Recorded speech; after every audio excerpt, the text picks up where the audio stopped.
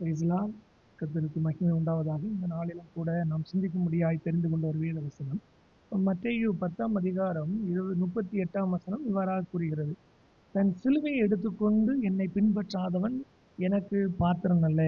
ஏசப்பா சொல்லும்போது சொல்றாரு, தன் சிலுவையை எடுத்துக்கொண்டு உங்களுக்கு என்ன வைக்கப்பட்டிருக்கிற அந்த சிலுவையை எடுத்துக்கொண்டு என்னை பின்பற்றுங்கள் என்பதாக வேதம் கூறுகிறது.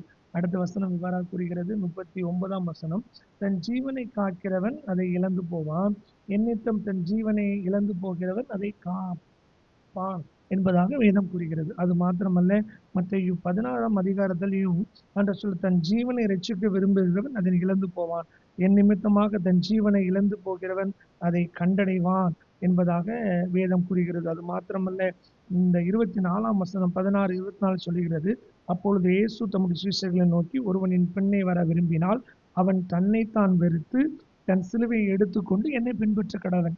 தன்னைத்தான் வெறுத்து, இந்த உலகத்தின் காரியங்களை வெறுத்து உலகத்தோடு காரியங்களோடு ஒத்து வாழ முடியாது. அநேக நேரத்தில் அநேக கிறிஸ்தவர்கள் உலகத்தோடு ஒத்து அவங்க போடுற ட்ரெஸ்ஸு, அவங்க செய்கிற காரியங்கள், அந்த ஃபேஸ்புக்கு, ட்விட்டர், யூடியூப்னு சொல்லி அதை பின்பற்றி கொண்டு உலகத்தின் காரியங்களுக்கு பின்பதாக ஓடுகிற அநேக கிறிஸ்தவர்கள் உண்டு.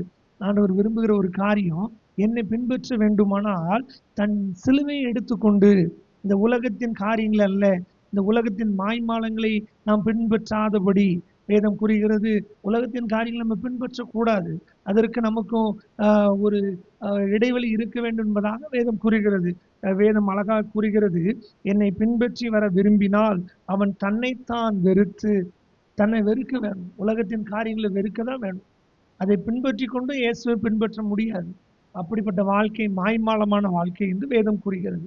அன்பானவர்கள், இந்த நாளிலும் கூட ஆண்டவரை பின்பற்ற வேண்டுமா? ஆண்டவர் உங்களோடு இருக்க வேண்டுமா? நீங்க பண்ற ஜெபத்துக்கு அநேக நேரத்துல பதில் கிடைக்காத காரணம், ஆண்டவர் சொல்ற வசனத்திற்கு நம் கீழ்ப்படியாதபடி தம்முடைய இஷ்டத்திற்கு வேதம் கூறுகிறது. நீதிமொழிகள்ல அவன் மனுஷனுடைய வழிகள் அவன் பார்வைக்கு செம்மையாக தோன்றுகிறது. நீங்க செய்யற காரியம் ஒருவேளை உங்களுக்கு ரைட்டா தோணலாம், ஆனா ஒரு நிமிஷம் யோசித்து பாருங்க, ஆண்டவர் நான் செய்யற காரியம் உமக்கு பிரியமா இருக்கா? நான் செய்யற காரியம் உமக்கு உங்களுடைய இருதயத்துக்கு ஏற்றதா இருக்கான்னு யோசிக்கும் போது கர்த்தர் ஆவியானவர் உங்களோடு கூட பேசுவார். இந்த உலகத்தின் காரியங்களை பின்பற்றாதபடி, உலகத்தின் காரியங்களுக்கு நாம் அடிமையாகாதபடிக்கு அநேக நேரத்துல அந்த லக்ஸரி லைஃப், ஒவ்வொரு ஆடம்பரங்கள், அதெல்லாம் ஆண்டவருக்கு பிரியமில்லாத ஒரு காரியம். ஆண்டவர் உங்களுக்கு கொடுத்த எல்லாம் ஆண்டவருக்கு உரியது. நீங்கள் எதை செய்தாலும், புசித்தாலும் குடித்தாலும், எதை செய்தாலும் ஆண்டவருடைய நாமம் மகிமைக்கென்று செய்ய பழகுமாறு அன்போடு உங்களை நான் கேட்டுக்கொள்கிற. வேதவசனம் அப்படிதான் சொல்றது. தன்னைத்தான் வெறுத்து, இந்த உலகத்தை வெறுத்து, உலகத்தில் உள்ள காரியங்களை வெறுத்து, எல்லாவற்றையும் அனுபவிக்க எனக்கு அதிகாரம் உண்டு, ஆனா எல்லாம் எனக்கு தகுதியாகிறாது என்று வேதம் புரிகிறபடி ஆண்டவருடைய சமூகத்துல, ஆண்டவரே இது எனக்கு பிரியமா இருக்கும், ஒவ்வொரு நாம் பேசுகிற வார்த்தை, போடுற ட்ரெஸ், செய்யற காரியங்கள் எல்லாம் ஆண்டவருக்கு பிரியமா இருக்கு யோசித்து பார்த்து செய்யும் போது நிச்சயமாக கர்த்தர் உங்களையும் உங்கள் பிள்ளைகளை நிச்சயமாய் ஆசீர்வதித்து வழிநடத்துவார். ஒரு நிமிஷம் கண்களை மூடி நம்ம ஜெபிப்போமா? நல்ல தகப்பனே, ஆண்டவரே, இந்த உலகத்தின் காரியங்களை வெறுக்க எங்களுக்கு உதவி செய்யுங்கப்பா. நீங்க கற்றுக் கொடுத்துருக்கீங்க, ஒருவன் என் பண்ணை வர விரும்பினால் தன்னைத்தான் வெறுத்து, ஆண்டவரே, தன்னை வெறுத்து உமக்கு பின் சென்று, ஆண்டவரே, அந்த சிலுவை எடுத்துக்கொண்டு உம்மை பின் செல்லக்கூடிய கிருபைகளை கர்த்தர் ஒவ்வொருவருக்கும் கொடுக்க முடியாது சுபிக்கிறோம். காத்துக்கொள்ளும், வழி நடத்தும். உண்மை நாங்கள் பின் சென்று அந்த உன்னத ஆண்டவர் இந்த மோட்ச பிரயாணத்தை அடையக்கூடிய கிருபைகளை தரும்படியாய் செபிக்கிறோம். எக்கால சத்தம் துணிக்கும் போது நாங்களும் அந்த சத்தத்தை கேட்கிறவர்களாக, ஆயத்தம் உள்ளவர்களாக காணப்பட கர்த்தர் உதவி செய்ய போற கிருபைக்காய் ஸ்தோத்திரம்.